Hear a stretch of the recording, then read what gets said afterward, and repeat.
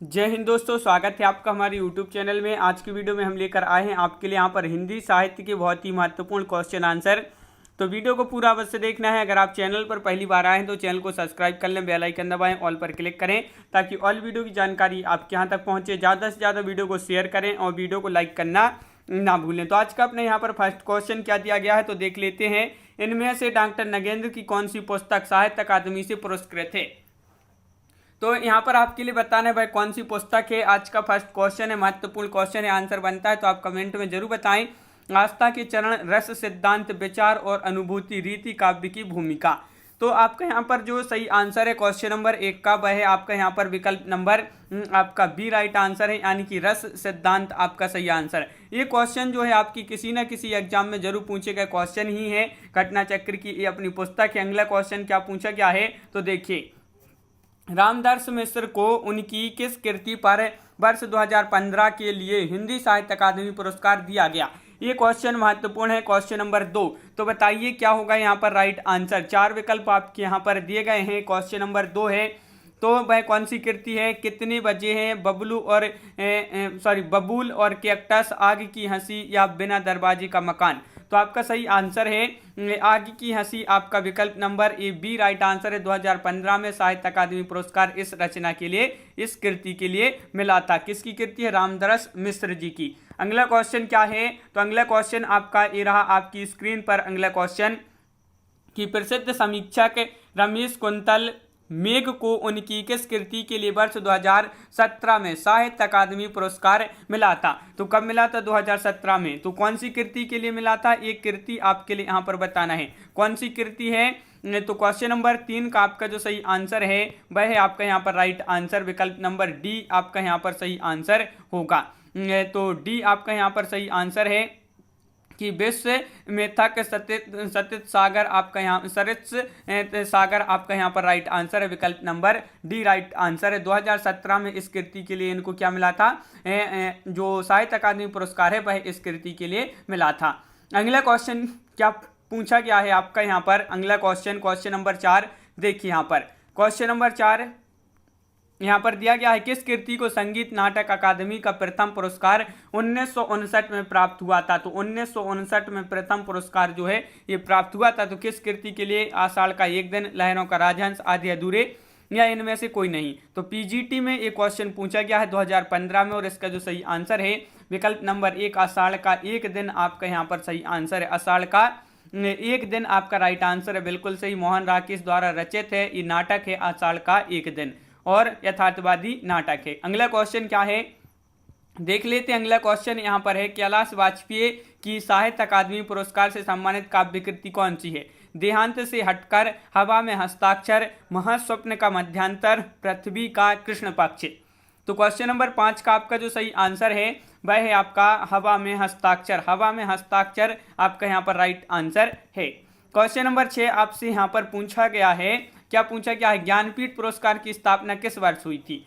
तो ज्ञानपीठ पुरस्कार जो है इसकी स्थापना किस वर्ष हुई थी? क्वेश्चन नंबर 6 का राइट आंसर बताना। पीजीटी में ये क्वेश्चन पूछा गया है तो आपका यहाँ पर सही आंसर है इनमें से कोई नहीं। इनमें से कोई नहीं आपका यहाँ पर राइट आंसर होगा। देखिए यहाँ पर क्या दिया गया है आपका यहाँ पर जो सही, यहाँ पर थोड़ी सा विस्तृत में पढ़ लेते तो सब पता चल जाएगा। ज्ञानपीठ पुरस्कार साहित्य जगत का सर्वाधिक सम्मानित पुरस्कार है। इसकी स्थापना टाइम्स ऑफ इंडिया समाचार पत्र के संपादक साहू जैन परिवार, साहू शांति प्रसाद जैन 1961 में इन्होंने किया था। इस पुरस्कार को सर्वप्रथम 1965 में मलयालम लेखक श्री शंकर कुरूप को उनके साहित्य ओटक्कू सल बांसुरी के लिए दिया गया था। प्रश्न में जो है पुरस्कार की स्थापना पूछा गया है, जबकि विकल्प में प्रथम पुरस्कार प्रदान करने का वर्ष मौजूद है। अतः विकल्प में से कोई सा भी यहाँ पर सही नहीं है। अगला क्वेश्चन क्या पूछा गया है तो अगला क्वेश्चन आपसे यहाँ पर पूछा गया है, देख लेते हैं क्या है आपका अगला क्वेश्चन। तो क्वेश्चन नंबर 7 आपका ये रहा आपकी स्क्रीन पर। नरेश मेहता को ज्ञानपीठ पुरस्कार किस रचना पर प्राप्त हुआ था? महाप्रस्थान पर, संपूर्ण रचना कर्म या वन पाखी सुनो या संशय की एक रात। क्वेश्चन नंबर 7 आपका महत्वपूर्ण क्वेश्चन है, यहाँ पर पूछा गया है क्वेश्चन नंबर 7 और इसका सही आंसर है आपका संपूर्ण रचना कर्म। संपूर्ण रचना कर्म आपका यहाँ पर सही आंसर है। अगला क्वेश्चन क्या पूछा गया है, तो क्वेश्चन नंबर 8 आपसे यहाँ पर पूछा गया है, देख लेते हैं। निम्नलिखित में से किस कवि को ज्ञानपीठ पुरस्कार प्राप्त नहीं हुआ है। तो जो ज्ञानपीठ पुरस्कार है ये किसको प्राप्त नहीं हुआ है, ये आपके लिए यहाँ पर बताना है। तो दिनकर, पंत, सुरेंद्र या अज्ञे, तो ये आपके यहाँ पर 4 विकल्प दिए गए हैं। आपका सही आंसर है यहाँ पर विकल्प नंबर डी, यानी कि सुरेंद्र वर्मा आपका यहाँ पर सही आंसर है। सुरेंद्र वर्मा भारतीय संविधान की 8वीं अनुसूची में शामिल सभी भारतीय भाषाओं में जो है यहाँ पर इनको जो है क्या है, ज्ञानपीठ पुरस्कार नहीं मिला है। तो 8 का आपका डी राइट आंसर होगा। क्वेश्चन नंबर 9 यहाँ पर पूछा गया है, क्या पूछा गया है, निम्नलिखित में से किस लेखक को ज्ञानपीठ पुरस्कार नहीं मिला है। तो ये किस लेखक को ज्ञानपीठ पुरस्कार नहीं मिला है, नरेश मेहता, नागार्जुन, दिनकर या निराला। तो ये क्वेश्चन भी आपका टीजीटी में पूछा गया क्वेश्चन है और इसका सही आंसर है आपका विकल्प नंबर सी, यानी कि दिनकर, सॉरी नागार्जुन आपका यहाँ पर सही आंसर होगा। नागार्जुन आपका राइट आंसर है, बिल्कुल सही। क्वेश्चन नंबर 10 आपसे यहाँ पर पूछा है कि वर्ष 2017 का ज्ञानपीठ पुरस्कार निम्नलिखित में से किस लेखिका को दिया गया था। 2017 में ये जो पुरस्कार दिया गया था तो किस लेखिका को दिया गया था, कृष्णा सोबती, चित्रा मुदगल या मृदुला गर्ग या मनु भंडारी। तो आपका यहाँ पर क्वेश्चन नंबर 10 का आपका जो सही आंसर है, 10 का आपका विकल्प नंबर 1 कृष्णा सोबती आपका यहाँ पर सही answer, Krishna Sobti right answer है। ज्ञानपीठ पुरस्कार से सम्मानित कौन रचनाकार हैं, यहाँ पर आपके लिए बताना है। तो बताइए ज्ञानपीठ पुरस्कार से सम्मानित कौन रचनाकार हैं, नहीं है, सॉरी नहीं पूछा है आपसे यहाँ पर, नहीं है तो महादेवी वर्मा, हजारी प्रसाद द्विवेदी, सुमित्रानंदन पंत या रामधारी सिंह दिनकर। तो क्वेश्चन नंबर 11 का आपका विकल्प नंबर जो बी दिया गया है वह आपका राइट आंसर है, हजारी प्रसाद द्विवेदी आपका सही आंसर है। ज्ञानपीठ पुरस्कार किससे संबंधित है, ये आपके लिए बताने, हिंदी भाषा से, तमिल भाषा से, संस्कृत भाषा से, सभी भारतीय भाषाओं से। तो क्वेश्चन नंबर 12 का आपका जो राइट आंसर है वह क्या है, आपका यहाँ पर ये बताना है। तो ज्ञानपीठ पुरस्कार किससे संबंधित है, ये संबंधित है आपका किससे, सभी भारतीय भाषाओं से। तो विकल्प नंबर डी आपका यहाँ पर सही आंसर है। क्वेश्चन नंबर यहाँ पर अगला जो दिया गया है वह क्या दिया गया है, तो यहाँ पर देख लेते हैं। ज्ञानपीठ पुरस्कार से सम्मानित नहीं किए गए कवि कौन हैं, तो वह कवि बताना है जो ज्ञानपीठ पुरस्कार से सम्मानित नहीं किए गए हैं। रामधारी सिंह दिनकर, सुमित्रानंदन पंत, जयशंकर प्रसाद या नरेश मेहता।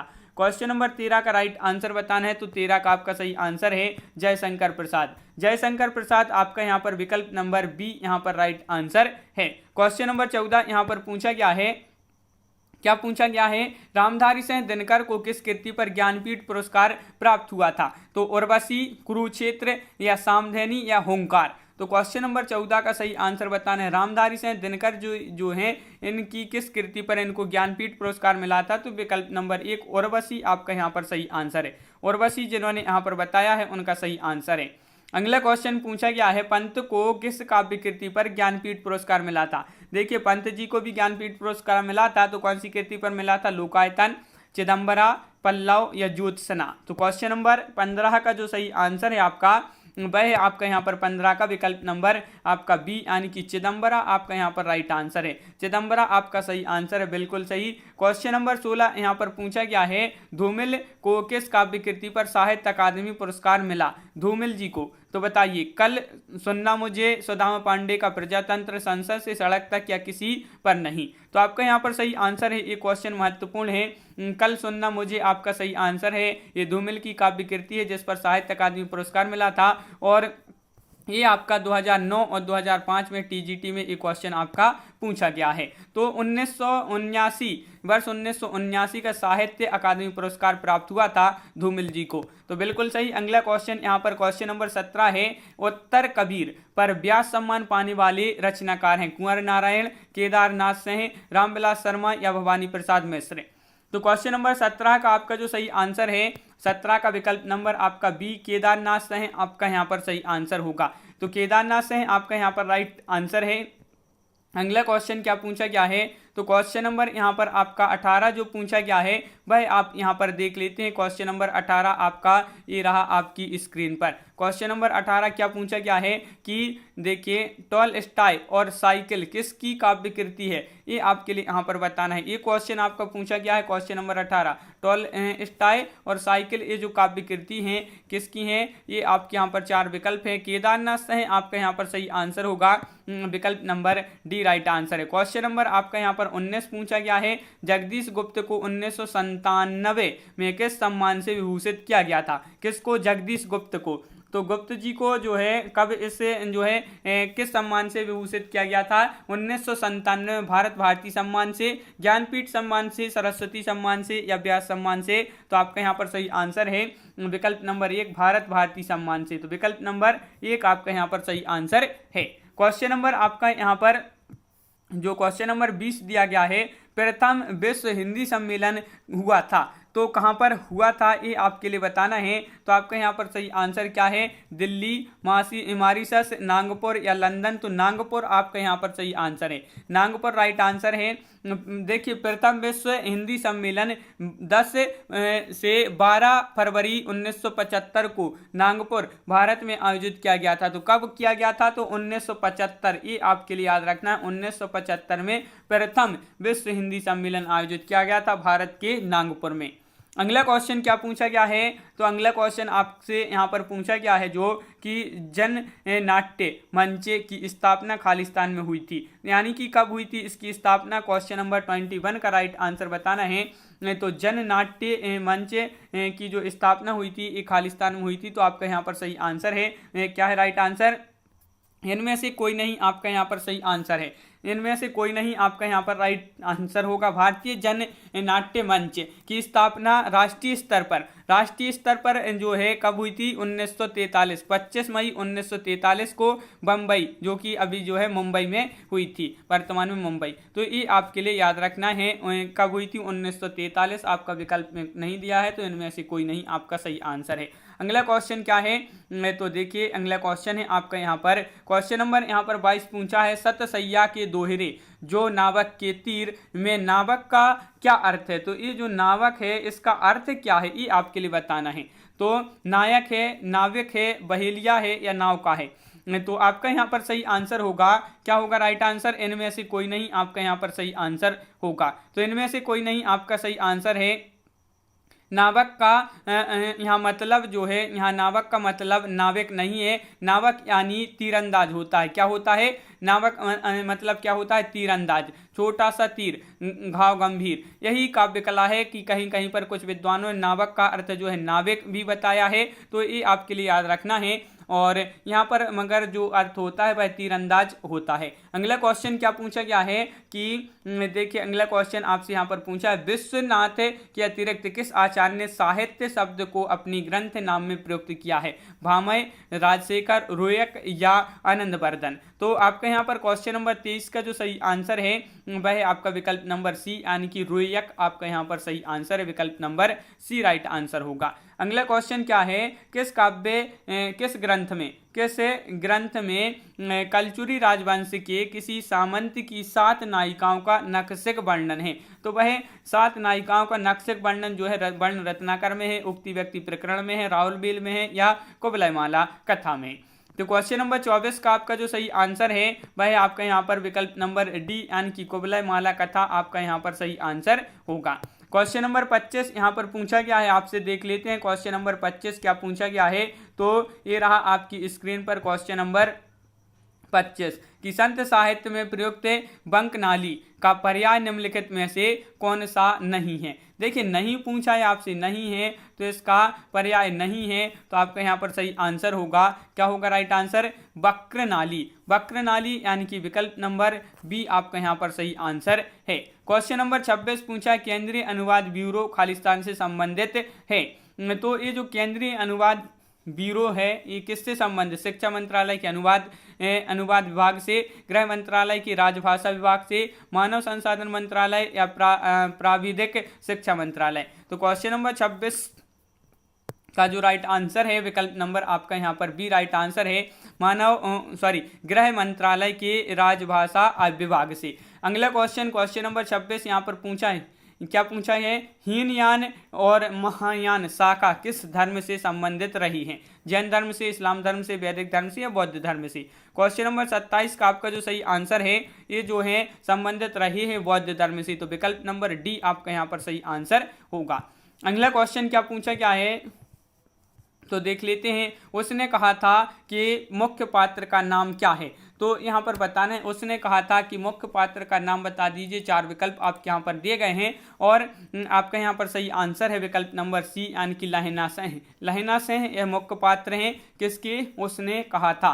तो विकल्प नंबर सी आपका यहाँ पर राइट आंसर है। क्वेश्चन नंबर 29 आपसे यहाँ पर पूछा गया है, क्या पूछा गया है, इतिहास के प्रति भारतीय दृष्टिकोण प्राह खालिस्तान है। इतिहास के प्रति भारतीय दृष्टिकोण प्राह कैसा है, ये आपके लिए बताना है। तो आपका यहाँ पर जो सही आंसर है वह है विकल्प नंबर 1 अध्यात्म परक। अध्यात्म परक आपका यहाँ पर सही आंसर है। तो विकल्प नंबर 1 आपका राइट आंसर है। बहुत बढ़िया, विकल्प नंबर 1 जिन्होंने बताया है। अगला क्वेश्चन देख लेते हैं।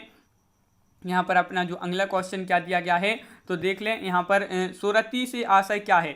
सुरति से आशय क्या है, उन्माद, ध्यान या विरक्ति या आनंद का अनुभव। क्वेश्चन नंबर 30 से महत्वपूर्ण क्वेश्चन पूछा गया है और इसका जो सही आंसर है सुरति से आशय है क्या है, ध्यान, यानी कि विकल्प नंबर आपका यहाँ पर सी राइट आंसर है।